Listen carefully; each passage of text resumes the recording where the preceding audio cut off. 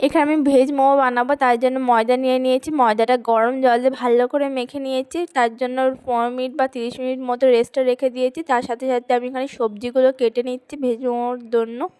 প্রথমে গাজরটা গ্রেট করে নিয়েছি, তারপরে বিনগুলো চপ করে নিয়েছি, তার সাথে সাথে বাঁধাকপিটাও কেটে নিয়েছি, তার সাথে একটুখানি পেঁয়াজও দিয়েছি।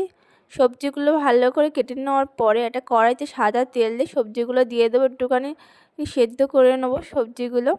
তার জন্য দিয়েছি একটু সামান্য পরিমাণ স্বাদ মতো নুন, গোলমরিচের গুঁড়ো, মার সিক্রেট মশলা, তার সাথে একটু সামান্য পরিমাণে সয়া সস, আর একটু ঝাল করার জন্য লঙ্কার গুঁড়ো দিয়েছি সামান্য পরিমাণে। তারপর ভালো করে এগুলো নেড়ে নেবো। তারপর ময়দার যে লেচি কেটে ভালো করে পাতলা করে বেলে নিয়ে তারপর পুরগুলো দিয়ে দেবো। তারপর মোমোর আকারে তৈরি করে নেবো। মোমোগুলো কিছু মোমো আমি ফ্রাই করতে দিয়েছি।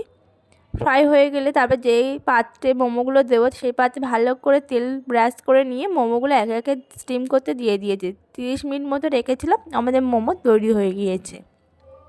তার সাথে করেছিলাম আমি ঝাল ঝাল চাটনি, ভীষণই টেস্টি ছিল। মোমোগুলোর সাথে তো ভীষণই ভালো লাগছে, আমার তো স্টিম মোমোটা ভীষণই টেস্টি লেগেছে। ওগুলো তো তোমরাও ভীষণ টেস্টি ছিল চাটনির সাথে, আমার তো বাড়িতে তৈরি ভীষণই করে ভালো আমার লাগছে, বাইরের বাইরের লোকেদেরও লোকেদেরও খুব টেস্টি ভীষণই ভালো লেগেছিল। লেগেছে।